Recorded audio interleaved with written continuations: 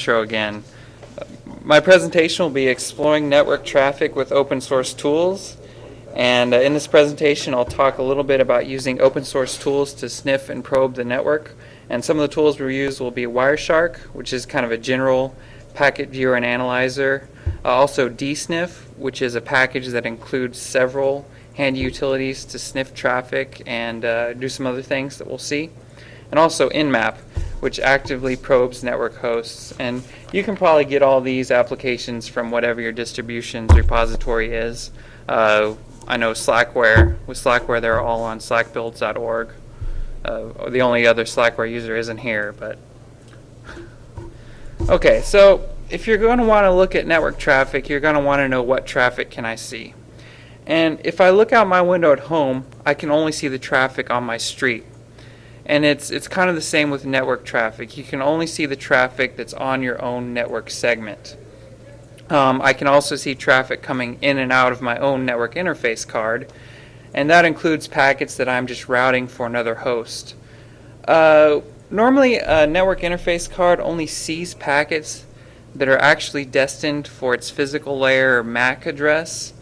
You can put your network card into a so-called promiscuous mode, and that will report every packet that it sees on the wire or on the wireless to the operating system, so we can see all the packets. But of course we can only see the packets that are actually on our network segment.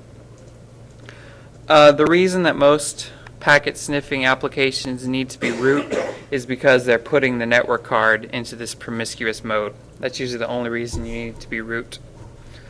If you're on an Ethernet switch, the switch actually switches packets between ports based on the MAC address.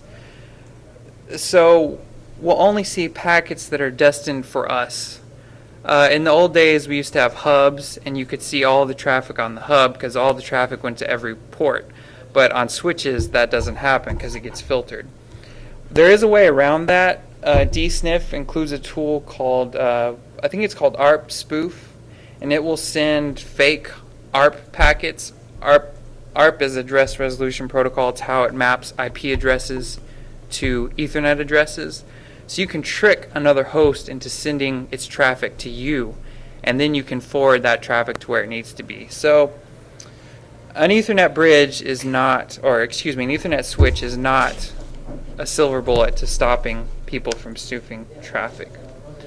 But if you're on Wi-Fi, obviously everyone is sharing the same network segment, and that is the air around us. So on Wi-Fi, you can sniff everything that goes out over the air. Well, network traffic consists of packets. And here's a diagram that shows that a packet is really made up of lower level packets encapsulated by higher level packets. Just consider the bottom row here. This is the Ethernet layer, the link layer. There are several names for all these different layers, depending on which model you want to use, but I'll just call this the lowest layer. It's got an Ethernet frame at the beginning, an Ethernet frame footer at the end, and all the data is inside here. Well, the data inside here is actually an IP packet. Well, and it's got an IP header and it's got IP data. Well, and inside the IP packet is a UDP packet. It's got a UDP header and UDP data. And so what we're really interested in is the data, which is inside all these other packets. Let me open up Wireshark and we'll actually look at a packet. Let me pick a good packet here. Let's look at this one.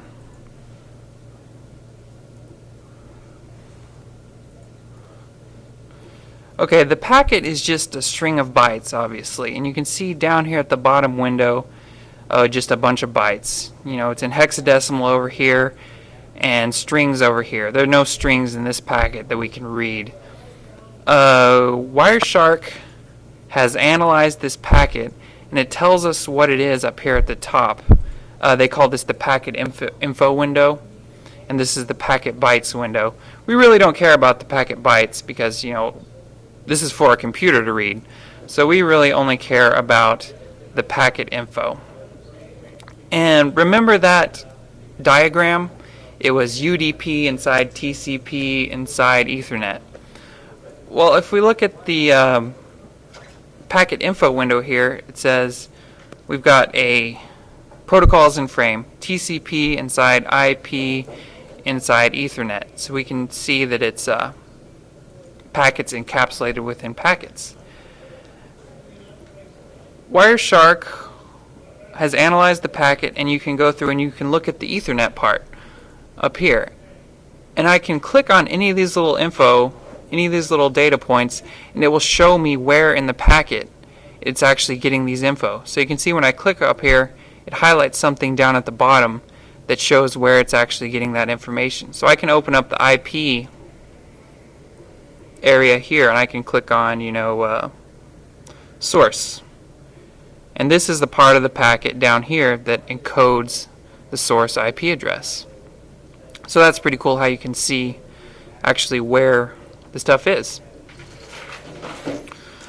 And TCP, there's really nothing interesting in this packet, but let's go back to our presentation.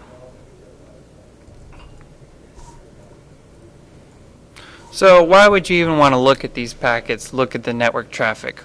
Well, because you can answer the question, what is happening on this network?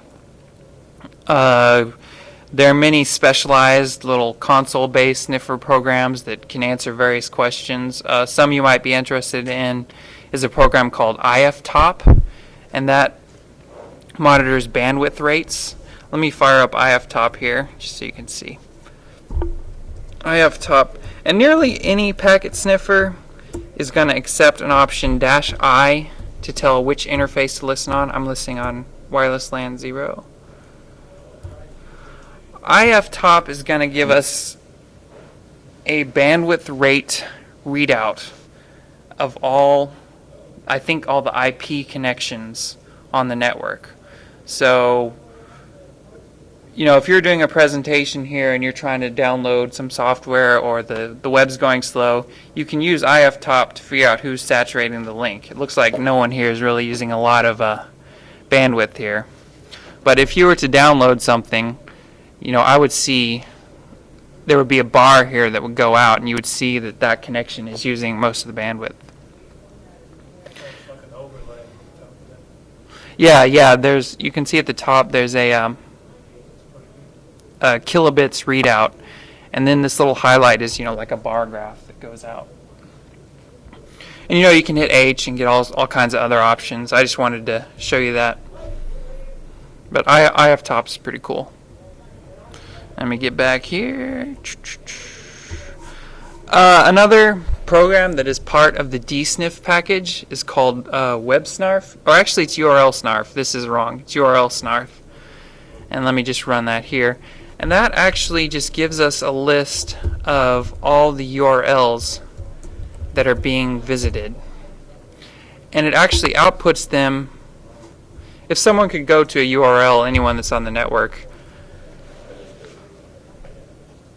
Okay, well, obviously that's not working then. It could be that, you've got it cached or something. Well, let me try to do it. Let me reload this page. So I'm trying to reload a Flickr URL, and we'll see if that shows up. Okay, yeah, we can see that I'm getting all kinds of traffic here. And it actually outputs this in regular web server log format. So I could use any kind of tool that would analyze web server logs and analyze this traffic that we've sniffed from the network. And you can tell with any web page requests, I'm really doing tons of HTTP GET requests, as you can see there.